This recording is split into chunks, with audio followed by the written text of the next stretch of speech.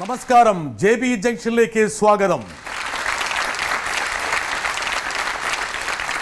മലയാളിയെ നർമ്മത്തിൻ്റെ ഹരിശ്രീ പഠിപ്പിച്ച കോളാമ്പിയും രമണനുമായി മലയാളിയുടെ മനസ്സിൽ സ്ഥിരപ്രതിഷ്ഠ നേടിയ നമ്മുടെ സ്വന്തം ഹരിശ്രീ അശോകനെ JB ജംഗ്ഷനിലേക്ക് സ്വാഗതം ചെയ്യാം. വടിയൊക്കെ ആയിട്ട് വന്നേക്കുന്നത് വടിയല്ല, പെൻസിലാണത്. ജി ഒരു പേനടിക്കുമ്പോൾ ഒരു പെൻസിലും കൂടെ എൻ്റെ കയ്യിൽ വേണ്ടേ? നമുക്കൊരു ഒടിവിധി ചെയ്യാനുള്ള പരിപാടിയാണ്. അതല്ല, ഇതൊരു ഒരു എന്താ പറഞ്ഞ ഒരു മാജിക് വടി എന്നൊക്കെ പറഞ്ഞ ധൈര്യം ഉണ്ടാവില്ല. ഓക്കെ, മാജിക്കാരുടെ കയ്യിൽ എപ്പോഴും വടി ഉണ്ടാവും. ആ ഒരു ധൈര്യത്തിന് ഞാൻ ആ വടിയെ ഒന്ന് നിർവീര്യമാക്കട്ടെ, അതല്ലെങ്കിൽ എനിക്കിട്ട് പണി കിട്ടും മിക്കാറും. ഇല്ലില്ല, ഇത് വെറുതെ ഒരു പെൻസിൽ, അത്ര നിരുപദ്രവകരമായിട്ടാണ്. ഒന്നുമില്ല, ഒരു കുഴപ്പമില്ല ഇതിന്. ഇന്ന് മലയാള സിനിമയിലുള്ള എല്ലാവരെയും എടുത്തു നോക്കിയാൽ പക്ഷേ ഇത്രത്തോളം തിക്താനുഭവങ്ങൾ അല്ലെങ്കിൽ ദാരിദ്ര്യത്തിൻ്റെ ഒരു പടുകുഴിയിൽ നിന്ന് സ്വന്തം കഠിനാധ്വാനത്തിലൂടെ പിച്ച വെച്ച് വന്ന ഒരു നടൻ ഒരുപക്ഷെ മലയാള സിനിമയിൽ ഉണ്ടാവില്ല. ഒരുപാട് പേരുണ്ട്, ഒരുപാട് പേരുടെ വളരെ ഹമ്പിൾ ബിഗിനിങ്ങാണ്. മലയാള സിനിമയുടെ ഒരു പ്രത്യേകതയാണ് ഇങ്ങനെയുള്ള ആൾക്കാർ വളർന്നു വന്നു എന്നുള്ളത്. ഒരുപക്ഷെ ബോളിവുഡിൽ നടക്കില്ല. ബോളിവുഡിലൊക്കെ ഈ പറഞ്ഞ സിൽവർ സ്പൂണിലൂടെ വരുന്ന ആൾക്കാർ. പക്ഷേ ഈ ഒരു തരക്കാരിൽ പോലും അശോകൻ വേറിട്ട് നിൽക്കാൻ കാരണം അശോകൻ ഈ കൊച്ചി നഗരത്തിലൊക്കെ ഒരു പിക്കാക്സും എടുത്ത് കുത്തിക്കൊണ്ടിരുന്ന ഒരാളാണ്. അതെ, SSLC പാസ്സായതിന് ശേഷം. പാസ്സായോ? പാസ്സായി. ഞാൻ തുടർന്ന് പഠിക്കണമെന്ന് ആഗ്രഹം ഉണ്ടായിരുന്നു. പക്ഷേ വീട്ടിലെന്ന് പറഞ്ഞാൽ ഭയങ്കര ഒരു സെറ്റപ്പായിരുന്നു അന്ന്. കാരണം അന്ന് ഞങ്ങളൊരു സന്തുഷ്ട കുടുംബമായിരുന്നു. അച്ഛനും അമ്മയും 9 മക്കളും. 9 മക്കൾ. അശോകൻ അവിടെ എഴുതിയിട്ടുണ്ടല്ലോ 9 മക്കളുള്ളതുകൊണ്ട് ആരും കള്ളന്മാർ വീട്ടിൽ വന്നിരുന്നില്ല എന്ന്. ഇല്ലില്ല, കാരണം വെച്ചാൽ അന്ന് വീട് തന്നെ ഒരു ചെറിയ വീടായിരുന്നു. അപ്പോൾ വീട്ടിൽ കള്ളന്മാർ വന്നാൽ ഈ ഓടിളക്കിയിട്ട് ഇങ്ങനെ കെട്ടി വേണേൽ ഇറങ്ങാനായിട്ട്.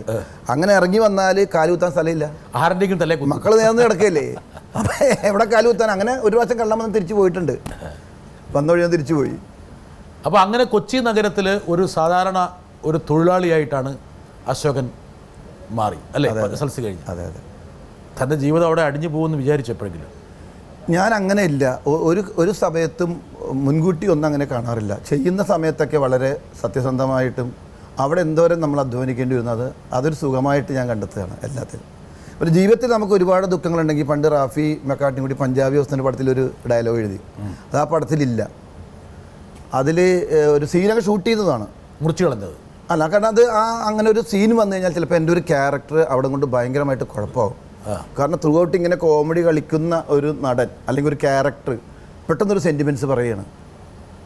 അപ്പോൾ ആ ഒരു കരച്ചിൽ എൻ്റെ ആ ക്യാരക്ടർ കരഞ്ഞാൽ അല്ലെങ്കിൽ കണ്ണ് നനഞ്ഞാൽ ഒന്ന് പടം ഡ്രോപ്പ് ആകുമെന്നാണ് അതിന് മറുപടി. അശോകൻ ആ സീന് നിലനിർത്താൻ വേണ്ടി പഠിച്ച പണി ഒരുപാട് നോക്കി റാഫി മെക്കാർട്ട്നിമാർ പറഞ്ഞു. അതായത് എങ്ങനെ രാവിലെ അശോകൻ്റെ കോള വരിക, ഇവിടെ ഒന്ന് നിർത്തണേ, അത് കട്ട് ചെയ്യരുതേ. അതിന് കാരണമുണ്ട് അങ്ങനെ പറയാൻ. ഞാൻ ഈ സീൻ ഡബ് ചെയ്ത് കഴിഞ്ഞപ്പോൾ ആദ്യമായിട്ടൊക്കെയുള്ള നമ്മളൊരു സെന്റിമെന്റ്സ് ഡയലോഗൊക്കെ പറഞ്ഞിട്ടുണ്ട്. പക്ഷെ അത് നമ്മുടെ പ്രേക്ഷകർ കണ്ടിട്ടില്ല. ഒരുപക്ഷെ ആ ഒരു എന്താ പറയുക, ആ തീവ്രതയോടെ തീഷ്ണതയോടെ ആ ഒരു ഡയലോഗ് ആ സിനിമയിൽ ഉണ്ടാകുമെന്ന് വിചാരിക്കട്ടെ. ഞങ്ങൾ ഒന്ന് പറഞ്ഞു അശോകൻ. ഞാൻ പറയാം. അപ്പോൾ ഇതിനൊരു കാര്യം കൊണ്ട് പറഞ്ഞോട്ടെ. ഈ സീന് അവിടെ അഭിനയിച്ച് ഡബ് ചെയ്ത് കഴിഞ്ഞിട്ട് ഞാനും സിദ്ദിഖും കൂടിയിട്ട് സിദ്ദിഖിൻ്റെ ഓഫീസിലിരിക്കുക, ഡയറക്ടർ സിദ്ദിഖും കൂടിയിട്ട് അവിടെ നമ്മുടെ ഊമയായിട്ട് അഭിനയിച്ച ആ കുട്ടിക്ക് ഡബ് ചെയ്യുന്നത് സരിതയായിരുന്നു. കുറേ പേര് ഡബ് ചെയ്തിട്ട് ശരിയായില്ല. അങ്ങനെ സരിത ഡബ് ചെയ്തിട്ട് അവിടുന്ന് സിദ്ദിഖിനെ വിളിച്ചിട്ട് പറഞ്ഞു, മാഷെ സിദ്ദിഖെ അത് ഞാൻ ഡബ് ചെയ്തിട്ട് കുഴപ്പമില്ല, കുറച്ച് ഡബ് ചെയ്തിട്ടുണ്ട്, എന്നാൽ കണ്ടിന്യൂ ചെയ്തോന്ന് സിദ്ദിഖ് പറഞ്ഞു. പിന്നൊരു കാര്യം എന്ന് പറഞ്ഞ അവിടെ നിന്ന് വിളിച്ചിട്ട് എന്നോട് ഈ സരിത സിദ്ദിഖിനോട് പറഞ്ഞു, ഞാനൊരു സീൻ കണ്ടു, അതിൽ നമ്മുടെ ഹരിശ്രീ അശോകൻ ചെയ്തേക്കുന്ന ഒരു സീൻ വളരെ സെൻറ്റിയായിട്ടൊരു സീൻ ചെയ്തിട്ടുണ്ട്, ഭയങ്കര ടച്ചിങ് ആണത്, ഗംഭീരമായിട്ട് ഡബ് ചെയ്തിട്ടുണ്ട്. അപ്പോൾ സിദ്ദിഖ് ആളിവിടെ ഇരിപ്പുണ്ട്, ഞാൻ കൊടുക്കാമെന്ന് പറഞ്ഞ് മൊബൈൽ എൻ്റെ തന്നു. അങ്ങനെ സരിത പറഞ്ഞപ്പോൾ എനിക്ക് ഭയങ്കര സന്തോഷമായത്. കാരണം നമുക്ക് അവരിൽ നിന്ന് കിട്ടുന്ന അത്രയും അത് കഴിഞ്ഞ അന്ന് തുടങ്ങി, അതിൻ്റെ പിറ്റേ സമയം തുടങ്ങി ഞാൻ വിളി തുടങ്ങി റാഫി മെക്കാർട്ട്നി വിളിച്ച്, അത് കളയല്ലേ, അത് പോകും, ദൈവമേ ചതിക്കല്ലേ എന്നൊക്കെ പറഞ്ഞ് ഡെയിലി വിളിക്കും. അങ്ങനെ പറഞ്ഞ് അത് കട്ട് ചെയ്ത് പോയി. പക്ഷേ ഇവിടെ വന്ന് സിനിമ ഇറങ്ങിയിട്ടും ഞാൻ പറഞ്ഞു, ഇനിയെങ്കിലും അത് ഇട്ടൂടെ, സിനിമ ഓടുന്നുണ്ടല്ലോ, ഇനിയാണ് പ്രശ്നം, ഇനി അത് ഇട്ടാൽ ചിലപ്പോൾ അശോകനെ കണ്ണു വെക്കുമെന്ന് ഒരു മറുപടി അവരുടെ കയ്യിലുണ്ടായിരുന്നു. മറുപടി കണ്ടുവച്ചു. ആ ഒരു സീനെ നമ്മൾ ആ പഞ്ചാബി ഹൗസിലേക്ക് പുനരാവിഷ്കരിക്കുകയാണ്. ദയവേത് മറ്റ് സിനിമാക്കാരൊന്നും കണ്ണുവച്ചേക്കരുത്. കുറേ പേര് കണ്ണുവച്ചിട്ടാണ് അതിന് ചേട്ടൻ നല്ല നല്ല വേഷങ്ങൾ വേറെ കിട്ടിയത്. അതെ, അന്നാ കണ്ണ് വെച്ചോളൂ. ഒരു കണ്ണ് വേണമെന്നേ ഞാൻ പറയാം. ഒരു കണ്ണ് വേണം. രണ്ട് കണ്ണും ആഴത്ത് വെക്കരുത്. ഓക്കെ, ശരി അശോകൻ. ഞാനിങ്ങനെ ഇത് കഞ്ഞിങ്ങനെ കോരിയിട്ട് ഇങ്ങനെ കുടിക്കാതെ ഇങ്ങനെ വരാന്തയിൽ ഇരിക്കുകയാണ്. സന്ധ്യാസമയം ദിലീപ് വന്നിൻ്റെ തോളെ കഴിച്ചിട്ട് പറയും, രമണ നിനക്കൊണ്ട് ദേഷ്യമാണെന്ന് വയ്ക്കും. അപ്പം ഞാൻ പറയും, ഞാൻ എന്തിനാ ദേഷ്യപ്പെടുന്നത്? സ്നേഹിച്ച ചങ്ക് പറിച്ചു കൊടുക്കുന്നവനാണ് ഈ രമണൻ, അത് നിനക്കറിയാമോ? പിന്നെ നീ വിചാരിക്കും ജീവിതത്തിൽ ഒരുപാട് കഷ്ടപ്പാടും കാര്യങ്ങളൊക്കെ ഉണ്ടാവും. ഇപ്പം ഞാനിവിടെ കിടന്ന് എന്തിനാണ് നീ കഷ്ടപ്പെടുന്നതെന്ന് നീ ഇങ്ങനെ ചിന്തിക്കുന്നുണ്ടാവും. മരിക്കാൻ നേരത്ത് അല്പം കഞ്ഞിവെള്ളം തന്ന ആളാണ് എൻ്റെ മുതലാളി. പിന്നെ എന്ത് ദുഃഖം ഉണ്ടെങ്കിലും അതിൻ്റെ അകത്ത് ഞാനൊരു സുഖം കണ്ടെത്തൂടാ. ഇപ്പം ഇവിടെ കിടന്ന് ഈ കഷ്ടപ്പെട്ടിട്ട് കഞ്ഞിയില്ലേ, അത് കുടിക്കുമ്പോണ്ടൊരു സുഖം അറിയാവാ. ഇത് നമ്മൾ ചെയ്യണേ. ഇതുപോലെ ഒരു കയ്യടി ഉണ്ടായിരുന്നു. അശോകൻ കരഞ്ഞു, യഥാർത്ഥത്തിൽ കരഞ്ഞു പോയി. എൻ്റെ കണ്ണെന്ന് വരിക അങ്ങനത്തെ ഒരു ഡയലോഗാണ് അസീനത. ഒരു പക്ഷേ അശോകൻ്റെ ആദ്യകാലത്തിലേക്ക് അശോകൻ മടങ്ങിയോ? അങ്ങനൊന്നുമില്ല, ഇല്ല. ആ സീൻ ഭയങ്കര ടച്ചിങ് ആയിരുന്നത്. ഇത് ഈ കയ്യടി ആ ഷൂട്ട് കഴിഞ്ഞപ്പോൾ ഉണ്ടായിരുന്നു, ആ ഷോട്ട് എടുത്ത് കഴിഞ്ഞപ്പോൾ ഉണ്ടായിരുന്നു. അശോകൻ്റെ ഒരു ജീവിത രേഖയിലൂടെ ഇങ്ങനെ സഞ്ചരിക്കുമ്പോൾ ഒരുപക്ഷെ ആ കാലഘട്ടത്തിൽ ഏറ്റവും കൂടുതൽ ദാരിദ്ര്യം അനുഭവിച്ചെങ്കിൽ പോലും ആഹ്ലാദം അനുഭവിച്ച ആളാണ് അശോകൻ. അതെ അതെ. ഞാൻ പറഞ്ഞില്ലേ, മിമിക്രി എന്ന് പറയുന്ന കലയിലൂടെ, അതായത് SLC പാസ്സായതിനു ശേഷം കോളേജിൽ പോകണം വലിയ ആഗ്രഹം ഉണ്ടായിരുന്നു. അപ്പോൾ വീട്ടിൻ്റെ ഒരവസ്ഥ, അതായത് ഞങ്ങൾ 9 മക്കളും അച്ഛനും അമ്മയും എന്ന് പറയുന്നത് കൂടാതെ ഞങ്ങൾക്ക് 2 ഫ്രണ്ട്സും കൂടി ഉണ്ടായിരുന്നു. അത് ഒന്ന് ദാരിദ്ര്യവും ഒന്ന് പട്ടിണിയും. അങ്ങനെ ഞങ്ങൾ മക്കൾ തന്നെ 11 പേര്, ഈ ദാരിദ്ര്യം പട്ടിണി അടക്കം. പിന്നെ ഒരു അച്ഛനും അമ്മയും. അച്ഛൻ സൈക്കിൾ റിക്ഷ സൈക്കിൾ റിക്ഷ. പുള്ളി അങ്ങനെ വീട്ടിലൊന്നും കൃത്യമായിട്ട് വന്നിരുന്നില്ല. വീട്ടിലൊക്കെ വരും, പക്ഷെ വരുന്നത് ഒരു പെട്ടി പലഹാരമായിട്ടായിരിക്കും. അതായത് ഒരു കൈ നിറയെ പലഹാരം കഴിക്കണം എന്നുള്ളതാണ്. ആ ഒരു ദിവസമാണ് ശരിക്കുള്ള ഭക്ഷണം. അപ്പോൾ അങ്ങനെ കുറച്ച് SLC പാസ്സായതിനു ശേഷം ഇങ്ങനെ കോളേജിൽ പോകണമെന്ന് ആഗ്രഹം ഉണ്ടായിരുന്നു, പോകാൻ പറ്റിയില്ല. അത് ആഗ്രഹം വേറൊന്നുമല്ല, പഠിക്കുക എന്നതിനേക്കാൾ ഉപരി മിമിക്രി യൂണിവേഴ്സിറ്റി വിന്നറാവണം അന്നത്തെ ആഗ്രഹം. എങ്കിൽ മാത്രമേ എല്ലാം തികഞ്ഞൊരു മിമിക്രി അല്ലെങ്കിൽ ഒരു മിമിക്ക് ആവുള്ളൂ എന്ന് തോന്നുന്നില്ല. ഈ അഭ്യാസമൊക്കെ ഉണ്ടായിരുന്നു. പിന്നെ സ്കൂളിൽ അന്ന് സ്കൂളിൽ പക്ഷേ അറിയാത്ത കാര്യങ്ങളിൽ പോലും പിന്നെ അശോകൻ ഉണ്ടായിരുന്നല്ലോ. ഓട്ടം, ചാട്ടം, അതൊക്കെ വാൾട്ട്, ജാവലിന്, ഷോർട്ട് പുട്ട്, അതൊക്കെ ഒരു കോമഡി. ഷോർട്ട് പുട്ട് എറിഞ്ഞിട്ടുണ്ട് ഈ ശരീരം വെച്ചിട്ട്. അല്ല, അത് എനിക്ക് കഥകളുണ്ട്. കാരണം വെച്ചാൽ ഞാൻ സ്കൂളിൽ പഠിക്കുന്ന സമയത്ത് സ്കൂളിലൊരു ഓളിനോളായിരുന്നു. എന്ത് കാര്യത്തിനും ഞാനുണ്ടാവും, അതിൻ്റെ ഒരു 1ാം സ്ഥാനത്തായിട്ട്. അപ്പോൾ അതിൽ സ്പോർട്സിന് എനിക്ക് വലിയ ഇതൊന്നുമില്ല, എന്നാലും ഞാൻ വേണമെന്ന് നിർബന്ധമാണ് എല്ലാവർക്കും. അപ്പോൾ ഷോർട്ട് പുട്ടൊക്കെ എറിയുമ്പോൾ ഞാൻ അതിൻ്റെ അകത്തൊരു തമാശക്കാരനാണ്. സ്പോർട്സിലും തമാശ തന്നെ ആയിരുന്നു. ഷോർട്ട് പുട്ട് ഇങ്ങനെ റൗണ്ടിൽ നിന്നിട്ട് ഇങ്ങനെ എറിഞ്ഞിട്ട് ഇവിടെ തന്നെ എറിയും. ദൂരയിലേക്ക് വരുന്ന സ്റ്റൈലും ഇന്ത്യയുടെ ജേഴ്സിയൊക്കെ ഉണ്ടാവും. അങ്ങനെയൊക്കെയാണ് അതിൻ്റെ ഒരു കോമഡി ഷോ. പിന്നെ ഞാൻ 1000 മീറ്റർ 2000 മീറ്ററൊക്കെ ഓട്ടത്തിന് ഞാനിങ്ങനെ എൻ്റെ ഇഷ്ടത്തിന് ഓടും. പക്ഷേ ഓടി ഫസ്റ്റും സെക്കൻഡും തേർഡും ബാക്കിയുള്ളവർ പോയിട്ടുണ്ടാവും. അടുത്ത ഓട്ടം ഇവിടെ ആരംഭിച്ചാൽ അശോകൻ അവിടെ ഉണ്ട്. കാരണം വെച്ചാൽ ഞാൻ ഓടി തീരാതെ ശരിക്കും വിളിക്കാൻ പറ്റില്ല അടുത്ത ബാച്ചിന്. അപ്പോൾ ഞാനിങ്ങനെ ഇന്ത്യയുടെ ജേഴ്സിയൊക്കെ ഇട്ട് അവിടെ ഗ്ലൂക്കോസൊക്കെ ആയിട്ട് പലരും നിൽപ്പുണ്ട്, അതൊക്കെ കഴിച്ച് ചേർന്നാരൊക്കെ ചിലപ്പോൾ ഞാനിങ്ങനെ ചുമ്മാ വിശേഷമൊക്കെ അന്വേഷിച്ചിങ്ങനെ നടക്കും. അങ്ങനെ തമാശയായിരുന്നു, അത് എല്ലാവർക്കും ഭയങ്കര ഇഷ്ടമായിരുന്നു. അതല്ലെങ്കിൽ പണ്ടേ ഞാൻ സ്കൂളിൽ നിന്ന് പുറത്തു പോയത്. അപ്പോൾ അതിലുമൊക്കെ താല്പര്യം. സ്പോർട്സിലും ഞാൻ എല്ലാത്തിനും പോകും, എല്ലാവരും കൂടെ ഭയങ്കര ഒരു എനർജി ആയിരുന്നു. മറ്റ് സ്പോർട്സിൽ എല്ലാവർക്കും ഞാനൊരു എനർജി തന്നെ ആയിരുന്നു. അതിനുശേഷം അശോകൻ പെട്ടെന്ന് കലാലയത്തിൽ നിന്ന് ഈ പറഞ്ഞ പോലെ നിരത്തിലേക്ക് മാറുന്നു. കൊച്ചി നഗരത്തിൻ്റെ വഴിയോരത്തായി പിന്നെ അശോകൻ്റെ ജീവിതം. ഒരു പിക്കാക്സ് 77 പാസ്സായി, SLC പാസ്സായി. ആ 77 തന്നെ കോളേജിൽ പോകാൻ പറ്റില്ല എന്ന് അറിഞ്ഞപ്പോൾ തന്നെ പിക്കാസ് എടുത്ത് കേബിൾ ഇടാനുള്ള കുഴി, ടെലിഫോൺസിൻ്റെ കേബിൾ, ടെലിഫോൺസിലിടും. അതെ അതെ. അന്ന് അശോകൻ ഒരു പേര് കിട്ടി, അമ്പശോകൻ എന്ന് പറഞ്ഞു. അമ്പാശോകൻ എന്ന് പറഞ്ഞാൽ നമ്മൾ കേബിൾ ഇടുമ്പോൾ ഇത് വലിച്ചു കൊടുക്കണം. കേബിൾ പിടിച്ച് ആർമഡ് കേബിൾ എന്ന് പറഞ്ഞത് വിച്ചുകൊണ്ടും ആർമഡും. അത് 600 കേബിൾ ഇങ്ങനെ പിടിക്കണം നമ്മൾ രണ്ടേ. അതൊരു റോളിൽ ഇങ്ങനെ വെച്ചിട്ട് അതിങ്ങനെ വിളിച്ച് തരും. ഇതിങ്ങനെ വലിക്കണമെങ്കിൽ 1 മീറ്റർ അകലത്തിൽ ഒരിടത്ത് നിൽക്കും. ആ തഴമ്പൊക്കെ പോയോ? അതിപ്പോൾ പോയിട്ടുണ്ടാവും. പക്ഷേ ആ ഓർമ്മ മനസ്സിൽ ഈ തഴമ്പായിട്ട് കിടപ്പുണ്ട്. മിഡിലോ പ്ലാങ്കട്ടെ അവിടെ കിടപ്പുണ്ട്. ഇങ്ങനെ വലിച്ചു കൊടുക്കുമ്പോൾ അതിനൊരു ആവേശം, ഒരേ സമയത്ത് വലിച്ചാലേ അത് പോരുള്ളൂ, അത്ര വണ്ണമുള്ളതാണ്. അതിനൊരു താളത്തിൽ നമ്മൾ ആ അമ്പ ഇട്ട് കൊടുക്കും. അത് ആ താളത്തിൽ ഇവരിങ്ങനെ വലിച്ചോളും. അത് ഏതെങ്കിലും ഒരു പാട്ടൊന്നുമല്ല, അത് നമ്മുടെ ഇഷ്ടത്തിന് ഏത് പാട്ട് എങ്ങനെ വേണമെങ്കിലും പറയാം. അത് ഇപ്പോൾ വഴി പോണ പോലീസുകാരനാണെങ്കിലും ആരാണെങ്കിലും നമുക്ക് വേണമെങ്കിൽ കളിയാക്കാം. പക്ഷെ കളിയാക്കലല്ല, നമ്മൾ വലിക്കാൻ നേരത്തെ എല്ലാവരും നിരന്നിട്ട് ഹെലേ മാല് എന്ന് പറയുമ്പോൾ എല്ലാവരും ഹെയ് ലസാ ഹേ പോണ് ഹെയ് ലസാ ഹമ്പടെ ചക്കര ഹെയ് ലസാ ആ പോലീസുകാരൻ ഹെയ് ലസാ അതേ ചക്കര പെണ്ണ്. ഇങ്ങനെ അവർക്കൊരു രസമാണ് വലിക്കുന്നവർക്ക്. കാരണം അവർ ഇവരെ നോക്കി ചിരിച്ചുകൊണ്ട് വലിച്ചോളും, ആ എനർജി നഷ്ടപ്പെടില്ല. ഏറെ പെണ്ണിനെ നോക്കിയിട്ട് വിളിച്ചപ്പോഴാണല്ലോ ഈ അംബാശകൻ എന്നുള്ള പേര് വന്നത്. അല്ലല്ല, ഒരു പെൺകുട്ടിയെ നോക്കി വിളിച്ചു കഴിഞ്ഞപ്പോൾ എൻ്റെ സ്കൂളിൽ പഠിച്ച പെണ്ണ് തന്നെ ഇരുന്നത്. അവൾ വേറെ കോളേജിലേക്ക് കൊണ്ടിരുന്നത്. അങ്ങനെ അവൾ എന്നെ കണ്ടു, ഇയാളെന്താ വഴി അവർക്ക്. അങ്ങനെ ആ പെണ്ണ് പിന്നെ ഞങ്ങളുടെ സ്കൂളിൽ എല്ലാവർക്കും അറിയുന്നതല്ലേ.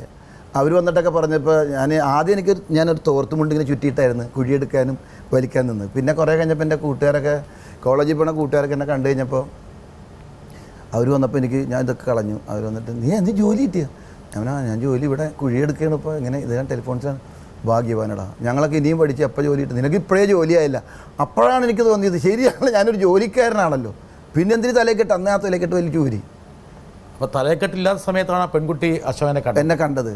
എന്തായിരുന്നു ആ പെൺകുട്ടിയെ കളിയാക്കിക്കൊണ്ടുള്ള പാട്ട്? ഇല്ല, അതേ പോണ് ആ പെണ്ണിൻ്റെ ഡ്രസ്സ് ഓർമ്മയുണ്ട് അതൊക്കെ. പക്ഷേ ആ പെൺകുട്ടിയെ നന്നായിട്ട് ഓർക്കുന്നുണ്ടെന്ന് അശോകൻ പലയിടത്തും. എൻ്റെ സ്കൂളിലെ മിക്ക ഒരു 90% കുട്ടികളെ മാഷന്മാരും ടീച്ചർമാരും എനിക്ക് ഓർമ്മയുണ്ട്. കാരണം അത്രയ്ക്ക് ഓളിനോളായിരുന്നു ഞാൻ. പെൺകുട്ടികളെ പ്രത്യേകിച്ചും അങ്ങനെയൊന്നുമില്ല, പെൺകുട്ടികൾ ആൺകുട്ടികൾക്ക് എല്ലാം ഒന്നുപോലെയായിരുന്നു. സ്നേഹിക്കുന്നത് അല്ലാതെ എനിക്ക് അങ്ങനെ ഒരു ലവും കാര്യങ്ങളും സംഭവം ഒന്നും ഉണ്ടായിരുന്നില്ല. പിന്നെ സ്കൂളിൽ വെച്ചിട്ട് ഒരു പെൺകുട്ടി ഇഷ്ടമുണ്ടായിരുന്നു എന്നോട്. അത് ലവിലേക്കൊന്നും പോകാറായിട്ടില്ലായിരുന്നു, കാരണം അങ്ങനെയൊന്നും താല്പര്യമില്ല മനസ്സിൽ. ആരാ കുട്ടിക്ക് അശോകനോട് പ്രണയം ഉണ്ടായിരുന്നു? കുട്ടിക്ക് എന്നോട് ഇഷ്ടമുണ്ടായിരുന്നു, ഒരു ഇഷ്ടം എനിക്കുണ്ടായിരുന്നു. ഒരു പ്രണയം എന്ന് പറയാൻ പറ്റില്ല, ഒരു ഇഷ്ടം അത്രേ ഉള്ളൂ. പക്ഷേ ഇഷ്ടം പിന്നീട് അങ്ങോട്ട് ബലപ്പെട്ടില്ല. അല്ല, അങ്ങനെ ചിന്തിച്ചില്ല. അതിന് വേണ്ടി പോരാ. കാരണം വെച്ചാൽ ഇനി അവൾ വീട്ടിൽ കിടക്കാൻ സ്ഥലമില്ല, ഇനി ഇപ്പൊ കെട്ടിച്ച് കൊണ്ടുവന്നാൽ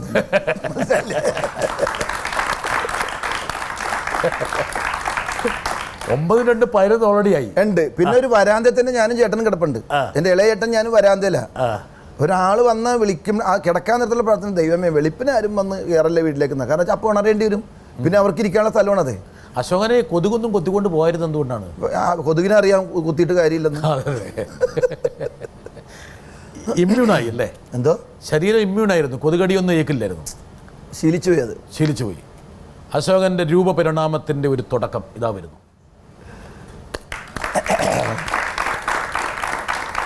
സൈനുദ്ദീനിന്നില്ല. ഇല്ല,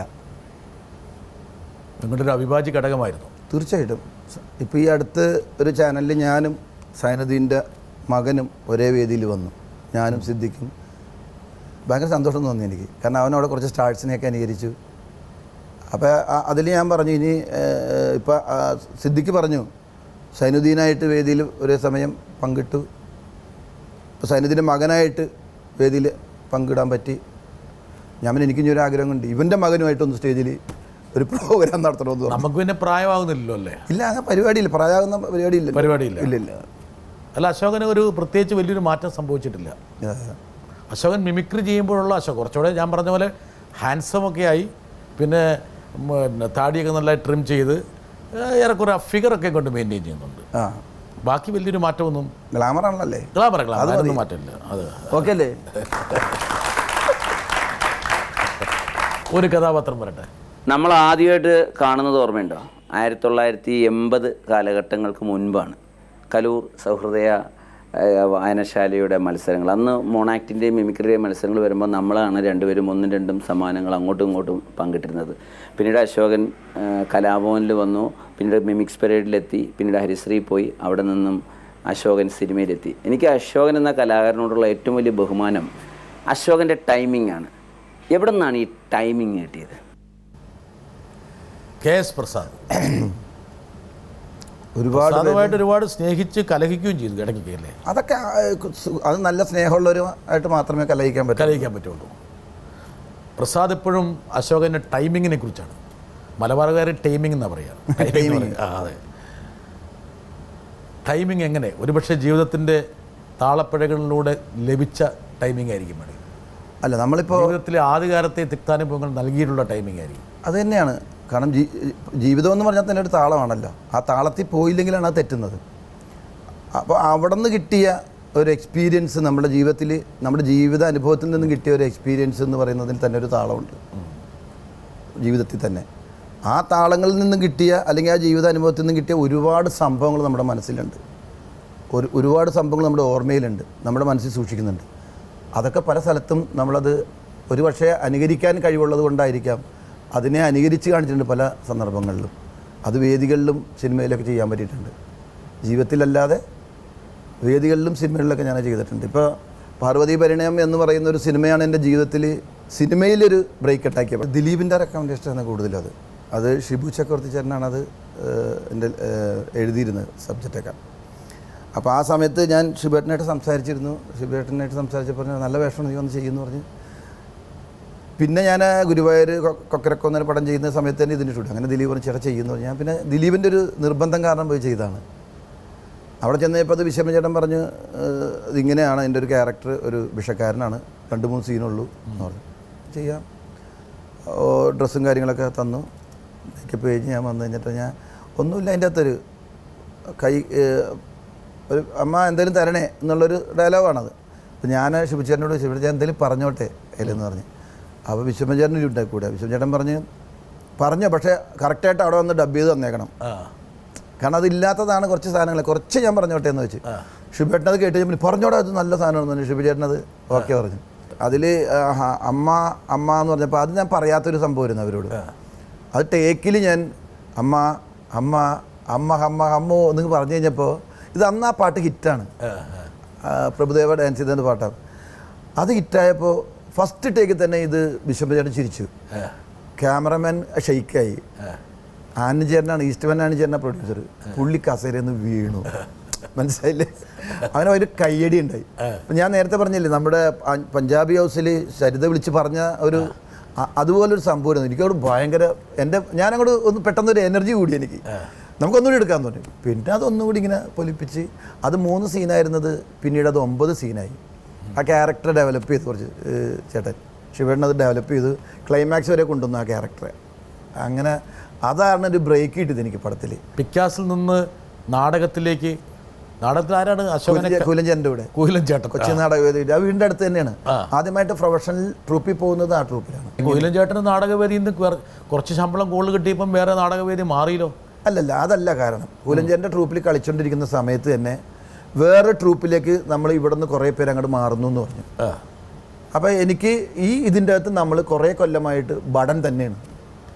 ഇത് കുന്തം പിടിച്ച് അത് അത്ര കാലം. അപ്പോൾ എനിക്കൊരു വേറെ വേഷം കിട്ടുമ്പോൾ ഞാൻ പോകണ്ടേ? വേറെ ഒരു വേഷമില്ല, അല്ല വേറെ സെറ്റ് കിട്ടണം, ബടനായിട്ട് നിൽക്കാൻ വേണം. ബടൻ മാത്രമായതുകൊണ്ടാണ് പെങ്ങളുടെ കല്യാണത്തിന് പോലും അശോകം പങ്കെടുക്കായിരുന്നല്ലേ? പങ്കെടുത്തു, കല്യാണത്തിന് പങ്കെടുത്തു, മുങ്ങി. ഈ നാടകത്തിൻ്റെ റിഹേഴ്സൽ, ഫൈനൽ റിഹേഴ്സൽ മാസ് ഹോട്ടലിൽ നടക്കുകയാണ്. അവിടെയാണ് പെങ്ങളുടെ കല്യാണം നടക്കേണ്ടത് പിറ്റേ ദിവസം. ഇവിടെ ഇന്ന് ഫൈനൽ റിഹേഴ്സൽ, നാളെ കല്യാണം. എനിക്കറിയാം ഞാൻ ചെയ്യണ വേഷം എന്താണെന്ന്. ഒരു ബടനായിട്ട് നിൽക്കുക, സെറ്റ് കിട്ടുക. അപ്പോൾ അവിടെ ലൈറ്റ് വർക്കണ ആൻ്റപ്പൻ ചേട്ടനോട് ഞാൻ പറഞ്ഞു, ആൻ്റപ്പൻ ചേട്ടാ ഞാൻ ഒന്ന് മുങ്ങുകയാണ്. എൻ്റെ വീട്ടുകാരൊക്കെ ഹാളിൽ നാടകം കാണാതിരിക്കുകയാണ് ഫൈനൽ റിഹേഴ്സൽ. ഞാൻ തീർന്നു കണ്ടാ ഇതാണ് നിൻ്റെ വേഷം എന്ന് ചോദിക്കും അവർ. അപ്പോൾ നാടകം റിഹേഴ്സൽ കഴിഞ്ഞ് ഫൈനൽ റിഹേഴ്സൽ കഴിഞ്ഞ് അവർ പോയി.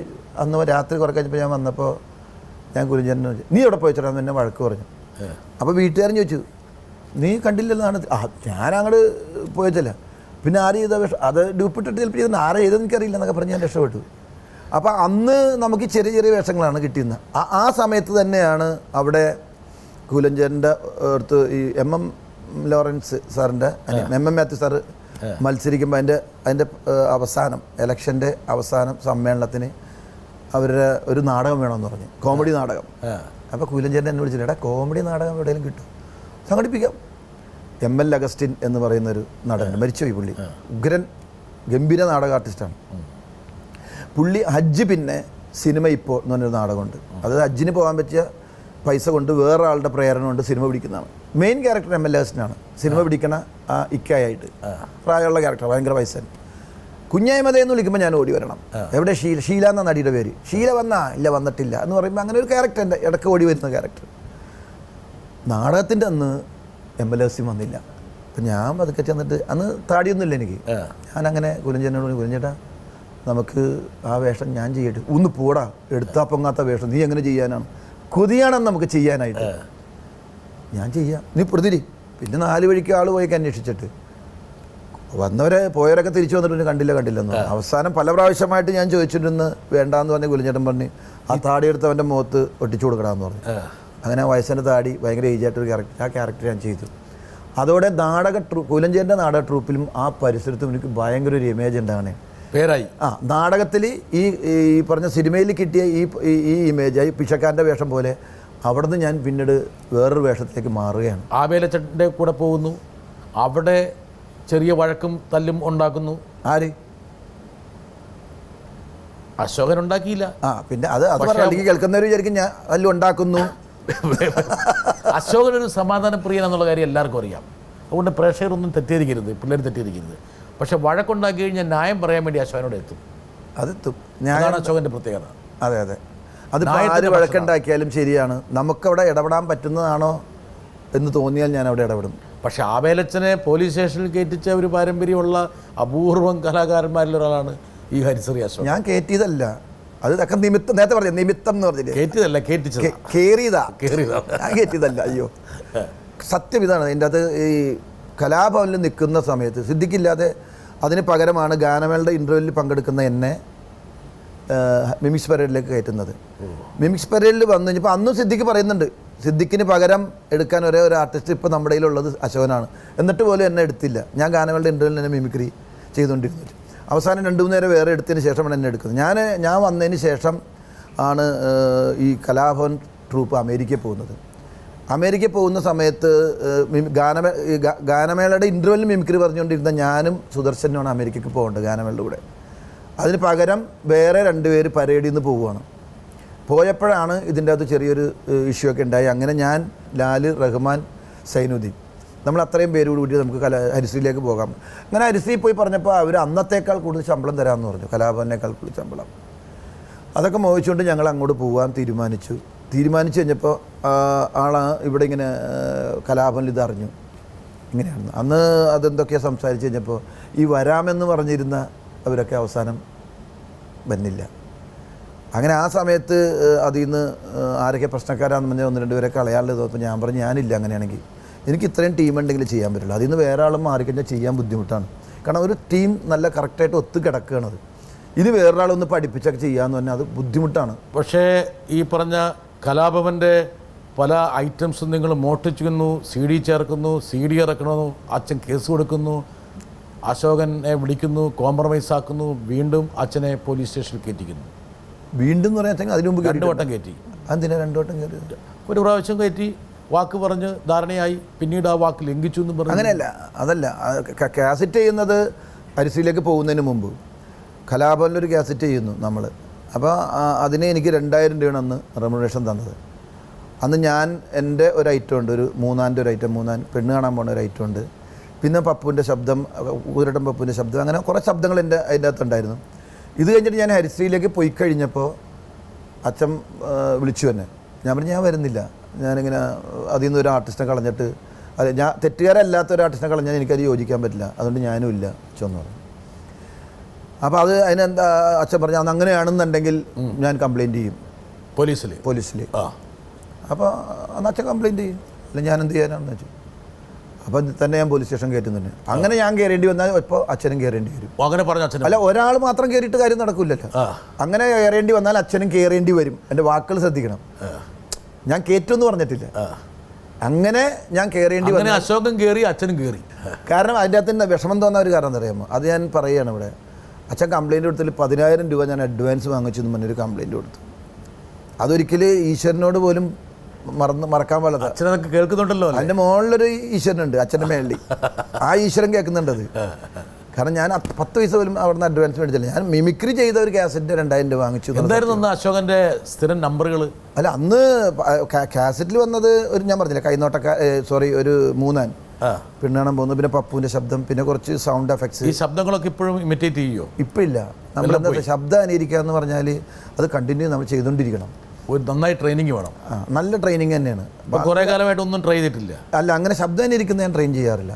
ഇപ്പോൾ ഞാൻ അശോകനോട് ചോദിക്കാം, അശോക പഴയ കാലത്തിലേക്കൊന്ന് ഊളിയിടാൻ വേണ്ടിയിട്ട് ഒരു ശബ്ദം ഒന്നും അനുകരിക്കും? ഒന്നും നിവൃത്തിയില്ല. ഇല്ല, അത് വരും, അത് ശരിയാവില്ല. എനിക്ക് എപ്പോഴും ഒരു ആഗ്രഹമുണ്ട്, എന്തെങ്കിലും ചെയ്യുമ്പോൾ മിമിക്രിയിൽ എന്തെങ്കിലും ചെയ്തിരുന്ന കാലഘട്ടത്തിൽ ചെയ്യുമ്പോൾ അത് പെർഫെക്ഷൻ ഉണ്ടാവണമെന്ന്. മാതൃകയായിട്ട് ഞാൻ ഇതിൽ മിമിക്രി കാണുന്ന സിദ്ദിഖാണ്. കാരണം മനസ്സിലിപ്പോഴും എൻ്റെ മനസ്സിൽ സ്റ്റേജാണെങ്കിലും സിനിമയാണെങ്കിലും അദ്ദേഹം കലയെ ഒരുപോലെ കാണുന്ന ഒരാളാണ് സിദ്ദിഖ്. കാരണം വെച്ചാൽ അന്നും നമ്മൾ സ്റ്റേജിൻ്റെ പുറകിൽ നിന്നിട്ട് സ്റ്റേജ് നടന്നുകൊണ്ടിരിക്കുമ്പോൾ പ്രോഗ്രാം നടന്നുകൊണ്ടിരിക്കുമ്പോൾ സ്റ്റേജിന് പുറയിലാണെങ്കിൽ സമയത്ത് കയറിയില്ലെങ്കിൽ പുള്ളി അപ്പോൾ കിടന്ന് ബഹളം ഉണ്ടാക്കും. സിദ്ദിഖ് അതിങ്ങനെ അതിൽ കോൺസെൻട്രേറ്റ് ചെയ്തൊക്കെ പരിപാടി തീരുന്നു. അത് കണ്ടാണ് ഞാനും. അപ്പോൾ അത് ആ ഒരു പെർഫെക്ഷൻ ഉണ്ടായിരുന്നു അന്ന് തുടങ്ങി. ആ പെർഫെക്ഷൻ ഒരു ടൈമിങ്ങും അതിൻ്റെ ഒരു പെർഫെക്ഷൻ ലൈൻ ചെയ്യില്ല ഞാൻ അന്നും ഇന്നും. സിദ്ദിഖിനെ നമുക്ക് കൊണ്ടുവരാം. ഹലോ അശോകൻ, കലാഭവൻ്റെയും പിന്നീട് ഹരിശ്രീയുടെയും മിമിക്രി വേദികളിൽ തുടങ്ങി. പിന്നെ പപ്പൻ, പ്രിയപ്പെട്ട പപ്പൻ, ഗോഡ് ഫാദർ, അവിടെ നിന്നിങ്ങോട്ടുള്ള സിനിമ കാലഘട്ടം, ഏറ്റവും ഒടുവിൽ ബോഡി ഗാർഡ് വരെ, ക്രോണിക് ബാച്ചിലർ, ബോഡി ഗാർഡ് വരെയുള്ള സിനിമകൾ. ആ കാലഘട്ടവും ഈ കാലഘട്ടവും നമ്മൾ ചിന്തിക്കുമ്പോൾ സ്റ്റേജിൻ്റെ കാലഘട്ടം ഭയങ്കര രസമായിരുന്നു. അതൊക്കെ നമ്മളിപ്പോൾ മിസ് ചെയ്യുന്നുണ്ട്. സ്റ്റേജിൽ നമ്മൾ വണ്ടിയിൽ പോകുന്നതും എല്ലാവരും കൂടി ഉണ്ടാക്കുന്ന തമാശകളും ഒക്കെ.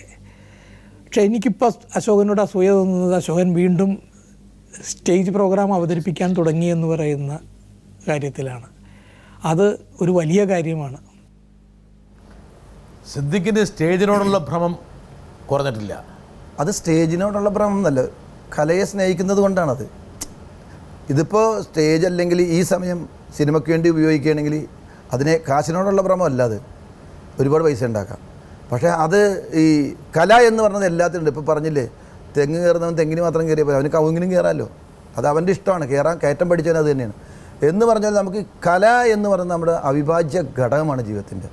എന്നെ സംബന്ധിച്ചിട്ട് അതിൽ ഞാൻ കുറേയൊക്കെ ഞാൻ അനുകരിക്കുന്നുണ്ട് സിദ്ദിഖിനെ പോലെ ഒരു പെർഫെക്ഷനിസ്റ്റ്. സിദ്ദിഖ് പക്ഷേ അല്പം ഡിസിപ്ലിനറിയാണ്, നല്ല ഡിസിപ്ലിനാണ് പല കാര്യങ്ങളും. എനിക്ക് അതിൽ അങ്ങനെ ആകാൻ പറ്റണില്ല, അങ്ങനെ ശ്രദ്ധിക്കുന്നുണ്ട് ഞാൻ. അതുപോലൊരു ചിട്ടയില്ല. അല്ല, ഉണ്ട് എങ്കിൽ തന്നെയും ചില സമയത്ത് പാളിപ്പോകും. ഗൾഫിൽ നിന്ന് കൊണ്ടുവന്നൊരു പാമ്പിനെ പിടിച്ചിട്ട് പലയിടത്തും കാണിച്ച ആൾക്കാരെ പേടിപ്പിച്ചതായിട്ടൊരു ആളിനോട് പറഞ്ഞു. ഞാൻ പേടിപ്പിച്ചല്ല, അത് പിന്നെ എൻ്റെ കയ്യിലുണ്ട്, ഭയങ്കര റിയലായിട്ട് തോന്നുമായിരുന്നു അക്കാലഘട്ടത്തിൽ. ഇപ്പം അത് അതിനേക്കാൾ ഭയങ്കര നാച്ചുറലായിട്ട് സംഭവങ്ങളൊക്കെ ഇറങ്ങിയിട്ടുണ്ട്. അന്ന് വധു ഡോക്ടറാണെന്ന് തന്നെ പടത്തിൽ അഭിനയിക്കാൻ ചെല്ലുമ്പോൾ ജയറാമാണ് നായകൻ, കെ ഹരിദാസിൻ്റെ പടം. അപ്പോൾ അതിലൊരു പാമ്പാട്ടിയാണ്. പാമ്പിനെയൊക്കെ ഭയങ്കര പേടിയെടുക്കാനായിട്ട് ഞാൻ അങ്ങനെ ഈ പാമ്പിനെ കൊണ്ട് പോയി. അന്ന് ഒറിജിനൽ ഡ്യൂപ്ലിക്കേറ്റ്. അപ്പോൾ ലാൽ ജോസ് അന്ന് അസോസിയേറ്റ് ആയിരുന്നു. ലാൽ ജോസിനോട് ഞാൻ പറഞ്ഞു, ലാലു ഈ ഒരു പാമ്പ് ഞാൻ കൊണ്ടുവന്നിട്ട് ഇത് എടുത്താൽ മതിയാ, മറ്റൊന്ന് എടുപ്പിക്ക്, എനിക്ക് പേടിയാണ് കേട്ടോ. അത് കുഴപ്പമില്ല കേട്ടോ, എടുക്കണ സീനൊന്നും ഇല്ലയെന്ന് പറഞ്ഞു. ഓ സമാധാനം. അങ്ങനെ പിന്നെ രംഗത്ത് കാണിക്കാമല്ലോ. ഞാൻ ജയറാം ഇത് ഗൾഫിൽ നിന്ന് അയ്യോ ഇത് കൊള്ളാമല്ലോ എന്ന് പറഞ്ഞ് ജയറാം വരുത്ത് ഉമ്മ അവിടെ ഇരുന്ന് വെച്ച് സ്റ്റിൽ ഫോട്ടോഗ്രാഫറിൻ്റെ മെതെങ്കിലും ഇട്ട് ഇയാൾ ക്യാമറയൊക്കെ ഇട്ട് ഓടി, ലെൻസൊക്കെ താഴെ വീണു. പക്ഷെ ഒന്നും പറ്റിയില്ല. ലളിത ചേച്ചിയുടെ മേത്തേക്ക് ഇട്ടു. ചേച്ചി ജയറാം ആയതുകൊണ്ടാണ്, വേറെ ആരെങ്കിലും. ലളിത ചേച്ചി ഓടി. ലളിത ചേച്ചി പിന്നെ രണ്ടാമത് ലളിത ചേച്ചി അത്ര പേടിക്കുന്നു ജയറാം വിചാരിച്ചില്ല. ഇത് തമാശ അല്ലേ? ചേച്ചി പറഞ്ഞു വേറെ ആരെങ്കിലും ആണെങ്കിൽ ഞാൻ അടിച്ചേനെ, കാരണം അത്ര റിയലാണ്. അത് ജയറാമിന് മാത്രം അവിടെ ചെയ്യാൻ പറ്റില്ല, കാരണം ജയറാം ഹീറോ ആയിട്ട് നിൽക്കുന്ന അത്രയും അടുപ്പമൊക്കെ ഉള്ളതുകൊണ്ട്. വേറെ ആരെങ്കിലും പിന്നെ അന്നേ ഞാൻ സിനിമയിൽ നിന്ന് പുറത്താ കയറിയിട്ടില്ല, കയറുമ്പോൾ തന്നെ പുറത്തേക്ക് പോകുന്നത്. സിനിമയിലൊരു ബ്രേക്ക് ഇപ്പം സിദ്ദിഖ് തന്നെ പറഞ്ഞു, പപ്പൻ, പ്രിയപ്പെട്ട പപ്പൻ തുടങ്ങിയത് അവിടെയാണ്.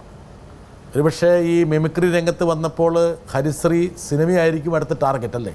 മറ്റുള്ള ഒരുപാട് ആൾക്കാർ സിനിമയിലേക്ക് കയറിയപ്പോൾ അങ്ങനെയല്ല. അങ്ങനെയല്ല, അതെന്നൊരു തോന്നൽ വരുന്നത് പിന്നീടാണ്.